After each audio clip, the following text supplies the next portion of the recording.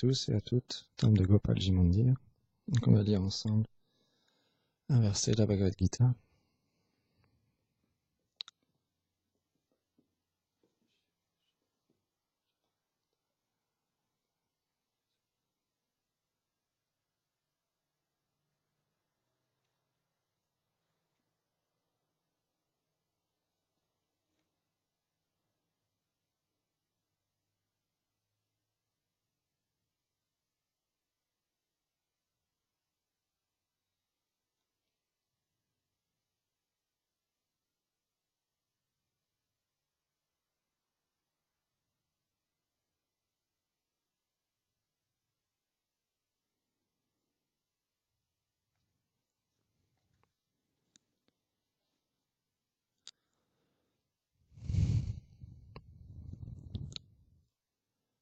Om Aganati Mirandasya Gyanam Jaram Sharakaya Shakshu Militam Yena Tasmai Shri Gurave Namaha.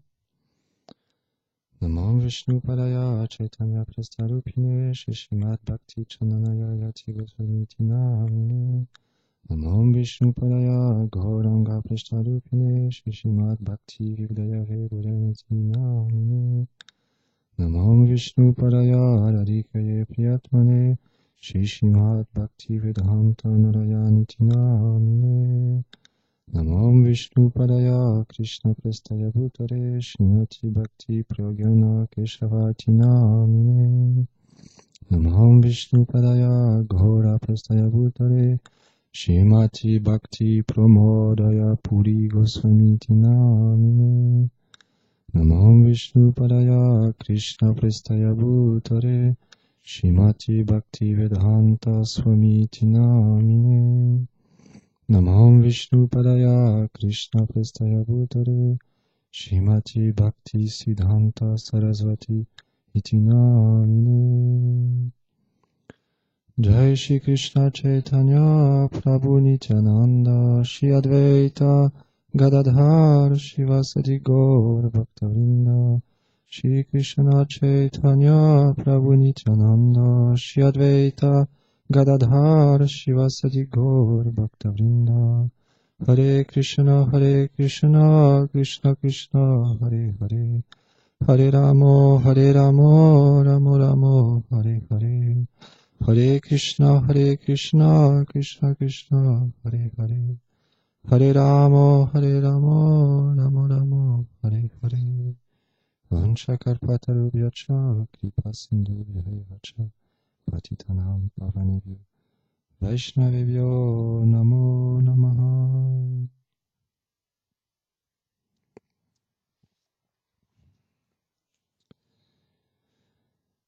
Chapitre 9, verset 24. Aham hi sarva yagyanam bhoktacha prabhu hevacha natu mam abhijananti tadvenatash chavantite. Je suis l'unique maître et bénéficiaire de tous les sacrifices, et ceux qui ne reconnaissent pas ma nature véritable errent de façon répétée dans le cycle des naissances et des morts. Commentaire. Que signifie sans les règles prescrites? Shri Vishwanath Chakravarti Thakur dit: c'est afin de répondre à cette question que le Seigneur a énoncé ce verset qui commence par Aham hi. Les écritures védiques préconisent différents sacrifices dans le but de satisfaire le Seigneur suprême. Mais ceux qui ne connaissent pas la vérité sur Krishna adorent les demi-dieux comme Surya, en les considérant comme des contrôleurs indépendants du Seigneur suprême. Ils pensent que lorsque ces demi-dieux seront satisfaits de leur adoration, ils leur donneront le résultat désiré. Ils ignorent que seul Krishna est le bénéficiaire de tous les sacrifices. Il est le maître, celui qui maintient et le contrôleur absolu. Nous devons comprendre en ceci que Krishna est l'âme suprême présente dans le cœur de tous les êtres. Il est l'origine de toutes les créatures de l'univers.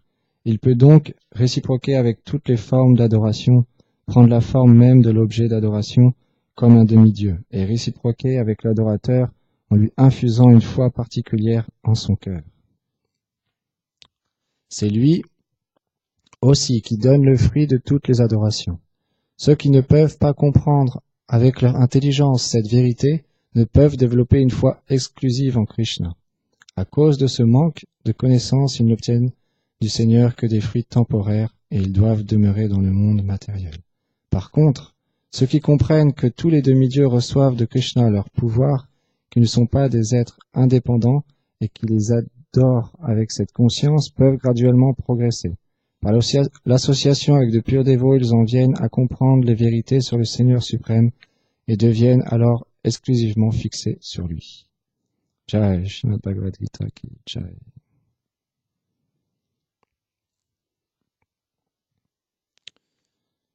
Ici, chez Vishwanath Chakravarti Thakur, il donne un point important. Il explique que Krishna, qui est l'âme suprême présente dans le cœur de tous les êtres, il est l'origine de toutes les créatures de l'univers. Il peut donc réciproquer avec toutes les formes d'adoration, prendre la forme même de l'objet d'adoration comme un demi-dieu et réciproquer avec l'adorateur en lui infusant une foi particulière en son cœur. Les Vaishnavas, ils expliquent que on peut considérer que chaque entité vivante, comme il a sa relation éternelle avec le Seigneur Krishna, il a un sentiment, il a un service éternel avec Shri Radha et Krishna. Chaque personne dans ce monde a une relation particulière avec le Seigneur suprême. Donc il n'y a pas de place pour le sectarisme, il n'y a pas de place pour l'idée fausse de croire que nous avons seulement la vérité, puisque chaque entité vivante a un service différent qu'il offre au Seigneur chez Shri Radha et Krishna. Et les Vaishnavas expliquent, nous sommes des Rupanuga, nous suivons dans les traces de Rupa Goswami. Nous adorons pas directement chez Shri Radha et Krishna. Nous adorons les dévots des dévots du Seigneur Krishna, de Srimati Radharani, de Nitai Gauranga. Et donc, dans notre mouvement même de Sankirtan de Sri Chaitanya Mahaprabhu, il y a différentes branches, différentes humeurs à travers les dévots du Seigneur, à travers leur réalisation, à travers la façon dont ils adorent le Seigneur Krishna. Et ce Seigneur Krishna réciproque avec ses purs dévots. Chez Bhaktivinoda Thakur, il explique dans un de ses chants que le Seigneur Govinda déclare que mes dévots sont ma vie et mon âme. Krishna directement est endetté envers ses dévots. Quelqu'un qui a le cœur pur, Krishna prend soin personnellement de sa vie, de tout ce qu'il a besoin. Mais un Vaishnava, il n'a besoin de rien. Il est simplement absorbé dans son service d'amour. Et quand un Vaishnava, il fait différents services dans ce monde, c'est simplement parce que le Seigneur lui demande de faire ce service, parce que c'est simplement son maître spirituel qui le demande de faire ce service. Quand on critique de tel Vaishnava, chez la Gaur Govinda Goswami Maharaj, il explique que si on critique les Vaishnavas, si on offense les Vaishnavas, aucun progrès spirituel pour nous n'est possible. Il explique qu'un pur Vaishnava, un sadhu, est même plus bénéfique. Rien que le fait de le voir, c'est plus bénéfique que de prendre un bain dans la rivière sacrée, Ganga. Telle est la puissance des Vaishnavas. Les Vaishnavas ont le cœur pur, ils ont Krishna dans leur cœur, ils l'ont réalisé. Nous-mêmes, nous avons Krishna dans notre cœur. Chez Vishwanath Chakravarti Thakur, il explique, mais la différence, c'est que pour le moment, nous sommes recouverts par tellement de couches, tellement d'identification à ce corps, à cette colère, cette concupiscence, cette envie, l'envie d'un autre Vaishnava est quelque chose de terrible. Shabakti Pramod Puri Goswami Maharaj, il explique, dans le cœur de Krishna, on ne peut atteindre les pieds par les lotus du Seigneur en ayant cette envie dans notre cœur pour un autre Vaishnav. Ce n'est pas possible. Parce que les Vaishnavas, quand ils voient un autre Vaishnav entrer, ils sont tellement comblés. Oh, je vais pouvoir accueillir un Vaishnav, je vais pouvoir le servir, je vais pouvoir discuter de Harikatha avec lui, je vais pouvoir chanter les gloires du Seigneur en sa compagnie. Je suis tellement fortuné. Chez la Bhaktinanda Maharaj, dans une de ses conférences, il expliquait. Il était personnellement présent. Il est disciple de Srila Bhakti Lakshak Srila Dev Goswami Maharaj. Et Bhaktivedanta Swami Maharaj venait rendre visite à son très cher frère en Dieu, Srila Bhakti Lakshak Srila Dev Goswami Maharaj, à Navadvip. Srila Bhaktinanda Maharaj avait seulement 13 ans à cette époque-là. Mais il se rappelle bien, son maître spirituel lui a dit à lui et à tous les dévots présents à la mat, un grand Vaishnav va venir. S'il vous plaît, soyez très concernés. Accueillez-le avec tout le respect, l'étiquette et l'amour que vous avez. Faites-le venir pour que je puisse discuter avec lui. Il était empli. Srila Bhaktivinoda Maharaj explique. Son Gurudev était empli d'amour et de hâte de retrouver son très cher frère en Dieu. Il n'y a pas d'envie dans le cœur de Vaishnava. Simplement, nous avons de l'envie.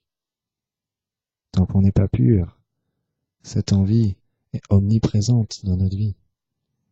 Et c'est cette envie même qui fait que l'on ne peut goûter à ce nectar du saint nom, Harinam Sankirtan, du Mahamantra. Parce qu'en ayant de l'envie, on ne développe pas de l'humilité. Et l'humilité, c'est ce qui attire Krishna. Donc, les Vaishnavas, ils nous expliquent, chez la Bhakti Vibhuda Dayan Goswami Maharaj, il explique, pour devenir avant tout un être humain, il faut suivre 5 principes.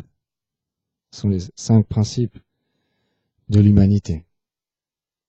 Parmi eux, il y a la véracité.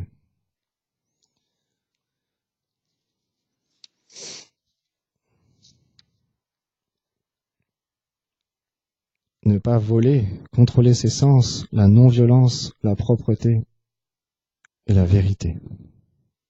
Il explique que c'est pas la véracité, c'est la vérité. Justement, dans sa conférence, il explique que on ne doit pas simplement dire la vérité, on doit agir selon la vérité. On doit être véridique. J'ai écouté une conférence hier d'un Vaishnav, il expliquait la tendance dans notre mouvement Gaudiya Vaishnav, des Vaishnavs, c'est qu'ils admettent pas qu'ils ont encore des désirs dans leur cœur, qu'ils ont encore des choses indésirables.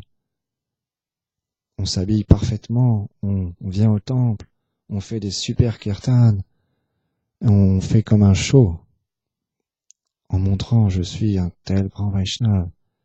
Et quand un Vaishnav nous rend pas ses respects, on est un dévot aîné ou on est un sannyasi, ou simplement on se prend pour un Vaishnav. Alors on dit, tu m'as pas rendu tes respects. Pour qui tu te prends? Ne sais-tu pas qui je suis? Merci. Je suis un grand Vaishnav. Chez la Bodhayan Maharaj, il explique avec cette mentalité. On ne peut progresser dans notre vie spirituelle. Il faut être véritablement intègre, comprendre dans quelle situation on est. Notre situation est parfaite parce qu'on est dans l'école, on est dans l'hôpital de Sri Chaitanya Mahaprabhu. Évidemment, dans cet hôpital, il y a différentes maladies. Il y a des maladies très graves, des personnes qui viennent avec des maladies très graves, d'autres avec des maladies un petit peu moins graves, d'autres qui ont une maladie qui est pratiquement guérie. Selon la maladie qu'on a, qui va nous aider? Le médecin, le gourou. Le gourou va nous aider. Parce qu'il est libéré de toutes les maladies.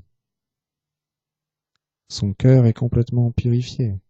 Il est simplement absorbé dans les doux divertissements de Shri Radha Krishna, Gauranitai. C'est lui qui va nous aider à guérir. Seul, ce n'est pas possible. Un Vaishnava, il donne un très bon exemple. Parce qu'il faut le désirer, guérir. Il faut désirer changer notre cœur. Il faut désirer profondément, intensément, de plus en plus, accepter le fait qu'on a un problème. Bhaktivedanta Narayan Goswami Maharaj, il explique, par exemple, quand on se voit entre nous, on se dit « Ah, comment vas-tu? Comment vas-tu? Est-ce que tu vas bien ?» Et par courtoisie, on répond simplement « Oui, ça va, je vais bien. » Mais un Vaishnava, il sait quand quelqu'un va bien, quand quelqu'un va pas. Tant qu'on n'a pas réalisé qui nous sommes, tant qu'on n'a pas conscience de notre relation éternelle avec le Seigneur, ça ne peut pas aller. Alors simplement, on répond par courtoisie. Oui, ça va. Aujourd'hui, oui. Ça peut aller. Mais au profond de notre cœur, si on regarde, si on observe, si on est véridique, si on dit la vérité, non, ça ne va pas. Je n'ai pas goûté au chant, au trésor du Sankirtan de Sri Chaitanya Mahaprabhu. J'ai perdu toute ma matinée. Je n'ai pas chanté ne serait-ce qu'un seul nom, purement. Je n'ai même pas écouté les déités. Est-ce que j'ai pu véritablement les voir tels qu'ils sont?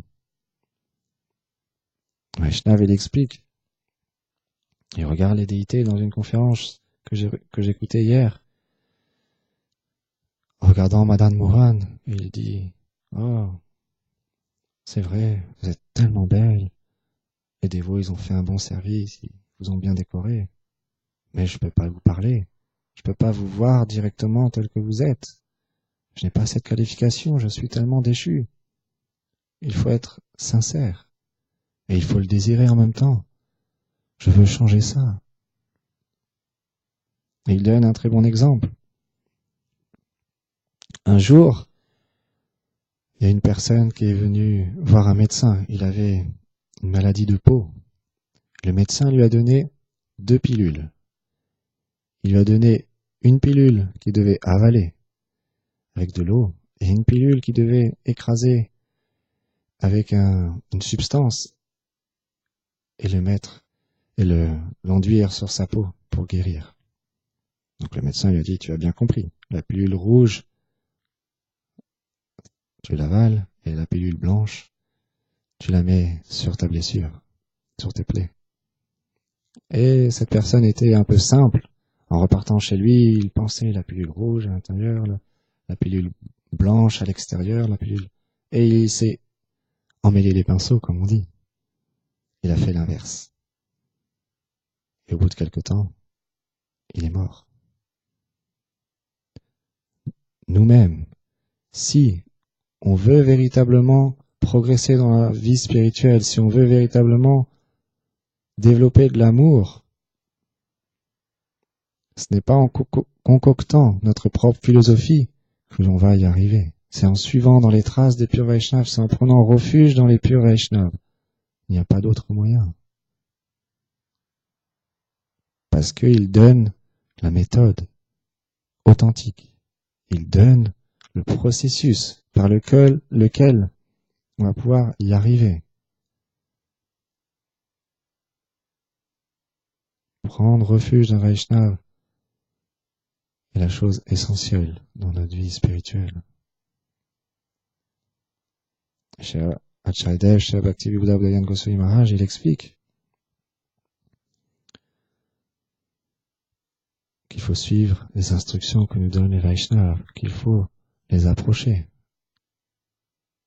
et leur demander humblement, avoir cette attitude humble et douce de cœur,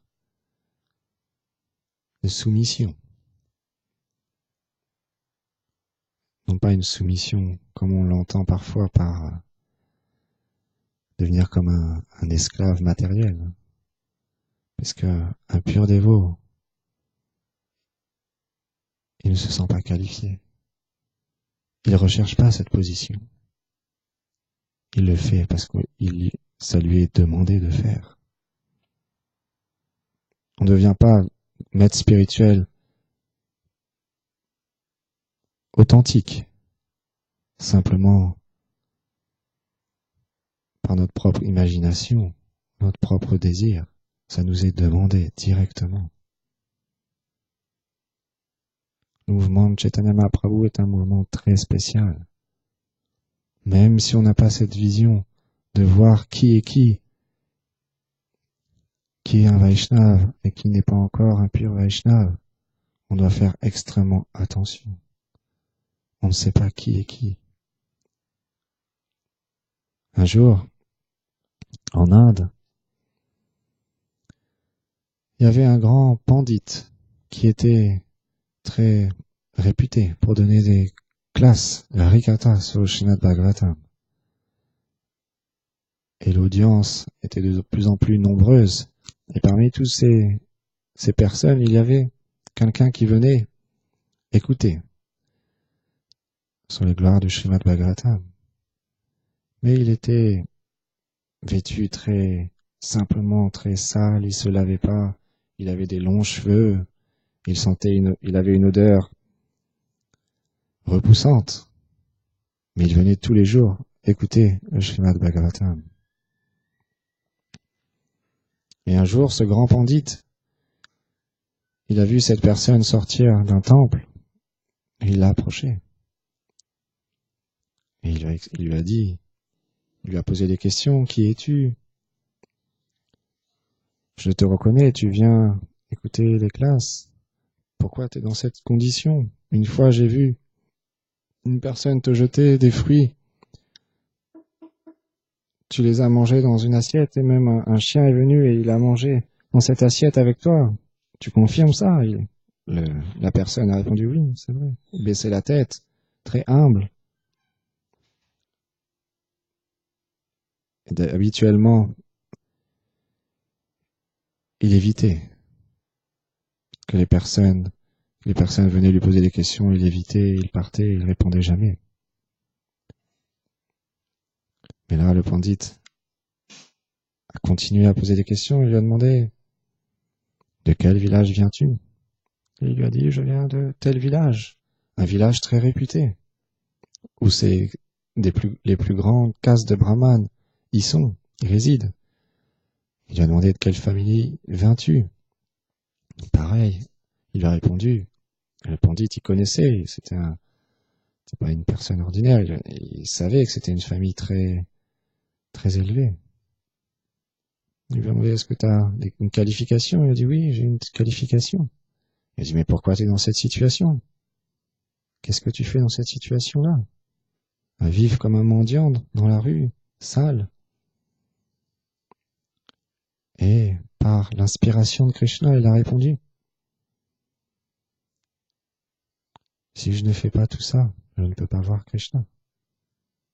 Et là, il lui a dit, comment ça voir Krishna? Le pandit a répondu, parce qu'il connaissait, il lui a dit, de quelle manière tu vois Krishna? Il a dit, oh, je parle avec lui tous les jours, comme je te parle à toi. Et là, le pandit a compris, c'était pas un être ordinaire. On ne sait pas qui est qui.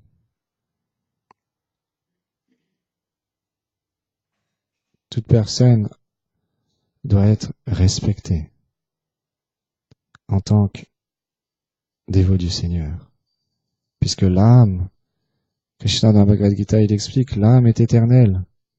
Elle n'a pas de commencement, elle n'a pas de début, elle n'a pas de fin. L'âme, Satchit Ananda, d'éternité, de connaissance et de félicité. On est fait pour être dans cette félicité, on est fait pour être serviteurs de la source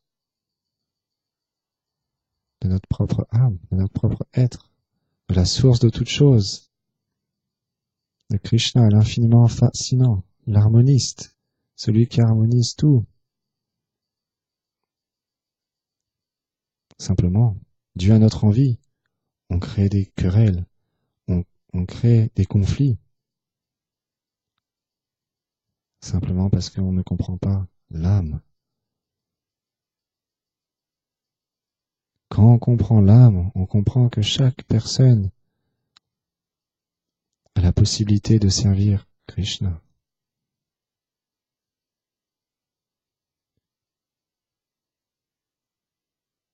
Qu'on est tous faits pour le même but. Peu importe qu'une personne soit dans une autre religion, dans une autre institution, qu'elle n'a pas la même vision que notre petit mental, notre petit faux ego, notre orgueil. L'âme est au-delà de tout ça. L'âme n'est pas souillée par toutes ces conceptions que l'on peut se faire. L'âme est pure. Elle est simplement recouverte par ces impressions des vies passées. Et donc la forme humaine est très précieuse. On doit véritablement engager notre vie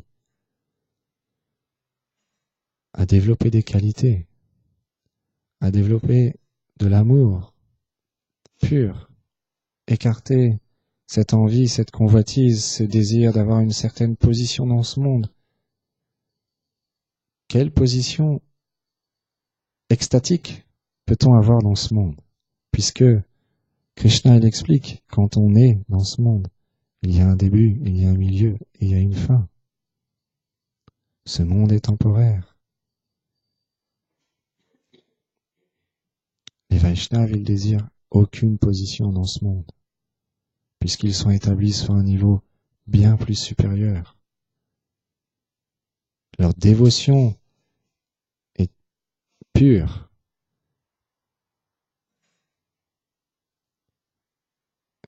On aspire à devenir de tels Vaishnavas, on aspire à ne plus désirer aucun lien avec ce monde.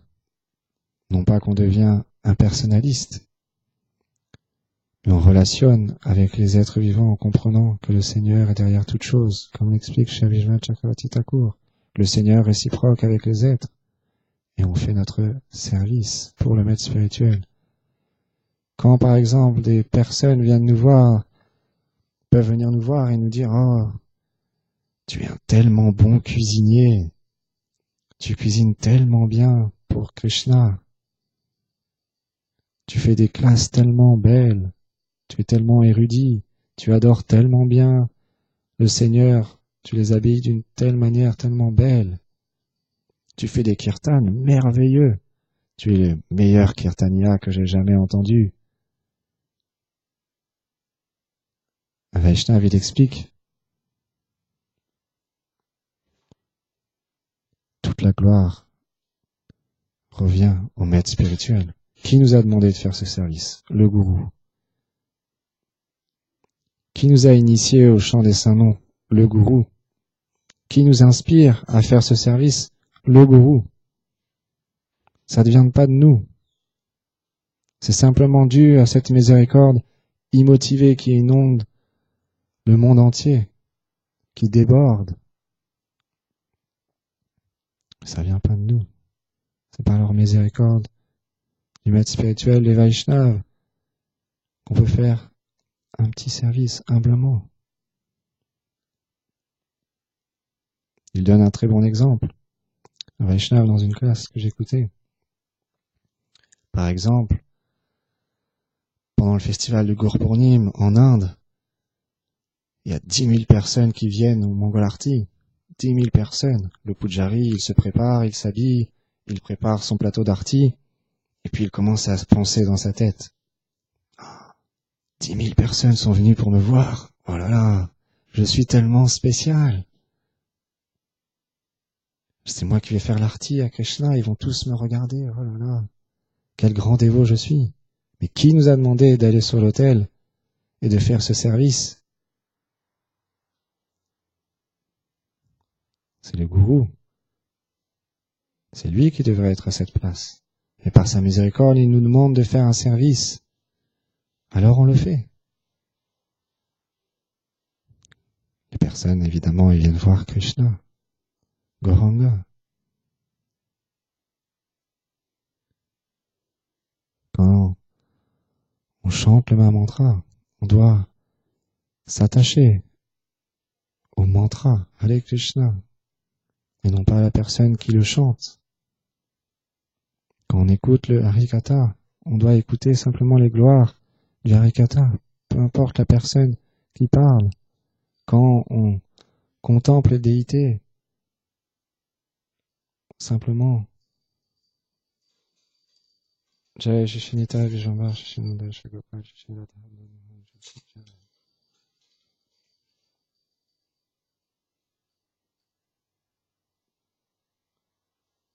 On voit la déité.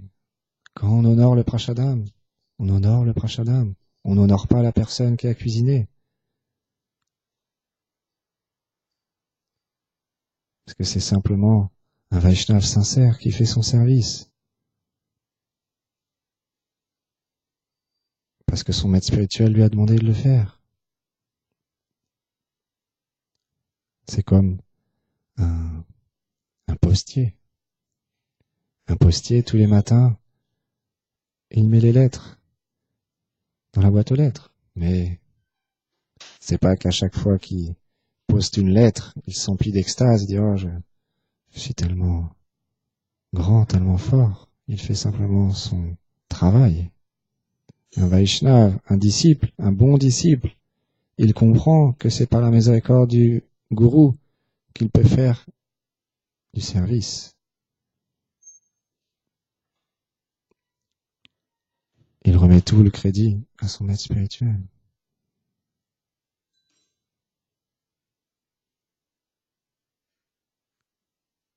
Et on doit véritablement prendre pleinement parti de cette miséricorde que Sri Chaitanya Mahaprabhu et tous les Vaishnavas de notre filiation spirituelle ont amené ici. Ils nous ont donné cette boîte avec à l'intérieur un trésor. Il ne faut pas simplement prendre la boîte, il faut prendre aussi le trésor qui est à l'intérieur. Il faut se qualifier, il faut devenir pur. C'est un service pour le maître spirituel que de devenir qualifié. On doit graduellement développer du goût pour le chant du Saint-Nom. On doit développer un attachement fixe. Chez Agor Govinda Maharaj, il explique. Un disciple, il doit avoir plus aucun doute sur son maître spirituel. Il doit être complètement abandonné. Désireux de lui donner sa vie.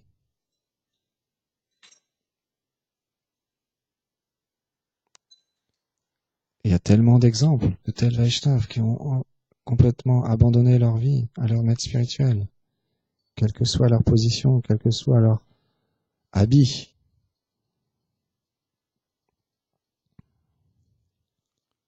Ou leur pays. Ça n'a pas d'importance. C'est un mouvement non sectaire. C'est un mouvement de Mahaprabhu. Toute personne peut y rentrer. Chez Bhakti-Vibuddha Bhaktivedanta Goswami Maharaj, il explique. Il donne cet exemple de Haridas Thakur. Haridas Thakur est apparu dans une famille musulmane. Mais il chantait quand même le Mahamantra. Et il explique à Acharyadev, chez Bhakti-Vibuddha Bhaktivedanta Goswami Maharaj, que c'est l'arrangement du Seigneur Sri Chaitanya pour nous montrer qu'il n'y a pas de caste. Peu importe la situation dans laquelle on est, peu importe les croyances que l'on a, le Mahamantra est pour tout le monde. Il doit être chanté dans chaque ville et chaque village. Sans désignation aucune, sectaire.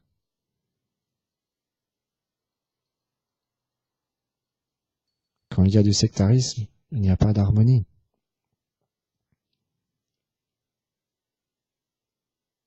Dieu est un. Nous adorons tous le même Seigneur. Comme l'explique Shri Vishwanath Chakravarti Thakur, il est réciproque, selon la conscience avec laquelle on approche le Seigneur. C'est pour ça qu'il existe tellement de religions, tellement de spiritualité. Mais c'est les sadhus qui nous donneront la juste compréhension de comment approcher le Seigneur.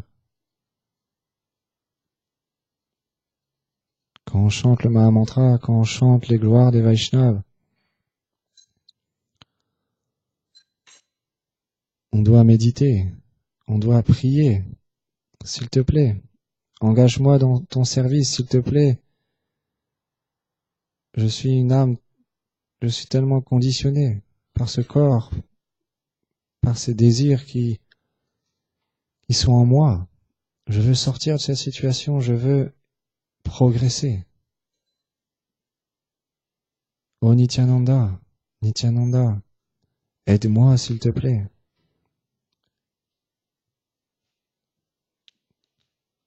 Chez Satchidananda Maharaj, il explique, on doit développer une telle mentalité tellement humble. On doit désirer devenir tout petit, comme un brin d'herbe. On ne doit pas désirer devenir grand, on doit désirer devenir petit. Un disciple de Shri Gaura Govinda Maharaj, il explique, s'il y a une longue liste de Vaishnavas, on doit désirer être le dernier de la liste, c'est moi. Je suis le plus déchu, je suis le pire. Si vous savez quelle est ma mentalité, si vous connaissez mon cœur, je suis le pire. Je suis pire que quiconque dans ce monde. On doit développer une telle mentalité d'humilité, mais pas extérieure, en simulant une humilité. Ça doit devenir profond et véridique.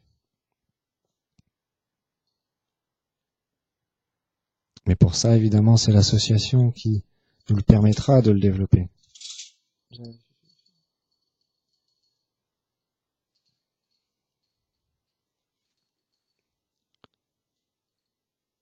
Un jour, Shakeshanas Kaviraj Goswami, il explique que le Seigneur Mahaprabhu s'est rendu dans un village où il y avait la déité. Gopal le témoin. Gopinath.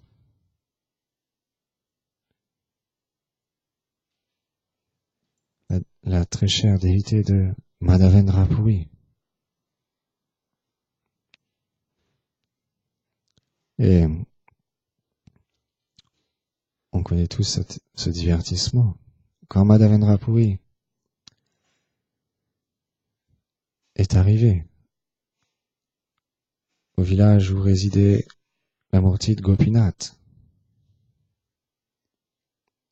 le Pujari a eu un rêve. Gopinath lui est apparu en rêve et lui a dit « J'ai caché un pot de riz sucré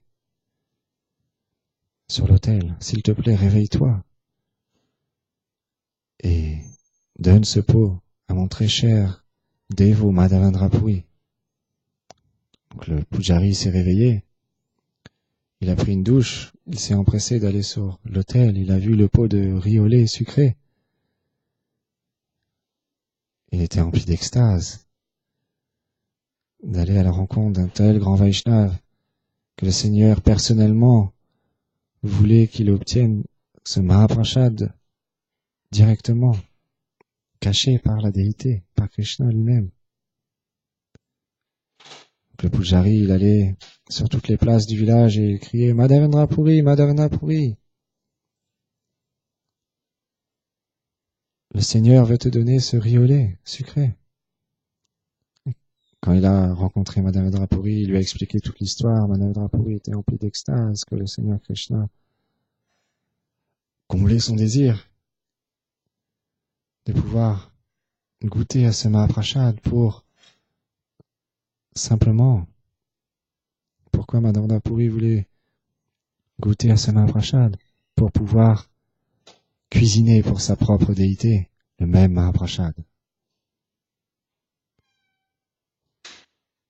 Et après, quand il a honoré le Mahaprasad, il a brisé le pot et il a gardé du Mahaprasad avec lui pour tous les jours en prendre un petit peu. Mais Madhavendra Puri, il a pensé, le lendemain, ce Pujari va annoncer la nouvelle que Gopinath lui est apparu en rêve et a caché un pot de riz sucré pour moi. Ils vont venir me voir et m'adorer. Dans son humilité, Madhavendra Puri est parti sur le champ. Il n'est pas resté à dire « Oh, ils vont venir m'adorer, c'est tellement bien ». On a cette tendance, quand on croit, quand on pense qu'on est spécial, à laisser les personnes nous adorer. Quand on n'est pas qualifié, simplement, on développe plus d'orgueil, plus d'orgueil. Madhavendra Puri était qualifié, mais il nous a montré l'exemple. On doit faire extrêmement attention à ne pas devenir orgueilleux. Madhavendra Puri est une âme libérée, pas affectée du tout par l'adoration qu'on lui porte. Les purs dévots, ils sont au-delà de tout ça.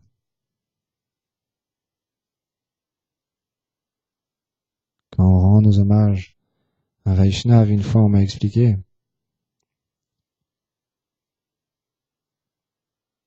ce Vaishnav-là, il ne tombe pas, parce qu'il ne se considère pas soi-même comme qualifié, il est humble.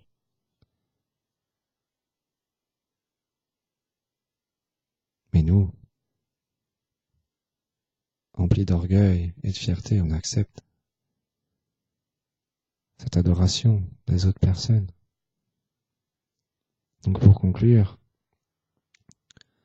Mahaprabhu nous a donné cet enseignement Trinyadapi Sunichena Tarolapi Saishana Hamanena Madanena Kirtanya Sadahari. Qu'on doit développer cette humilité, on doit comprendre notre situation et véritablement méditer sur ce désir de devenir plus humble qu'un brin d'herbe, désirer devenir comme l'arbre. L'arbre, il donne ses fruits, l'arbre, il donne tout. Même quand on coupe ses branches, on le coupe, il continue à donner ses fruits. Peu importe les situations qu'on rencontre dans notre vie spirituelle, peu importe que l'on nous critique, si on l'accepte comme la miséricorde du Seigneur, toutes ces choses indésirables qu'on a dans le cœur vont sortir. La critique envers nous-mêmes est bonne. Elle nous fait progresser, elle nous fait voir qu'on n'est pas qualifié, elle nous fait voir les défauts qu'il y a encore dans notre cœur. Elle nous fait désirer changer. Quand on voit l'humilité des Vaishnavas, quand on voit l'amour qu'ils ont dans leur cœur, on comprend qu'on a un long chemin à faire, mais que c'est possible par leur miséricorde, parce que les Vaishnavas sont extrêmement miséricordieux. Ils désirent que nous puissions goûter à cet amour. Ils désirent que nous puissions, comme dit Shabodai Maharaj, être blissful.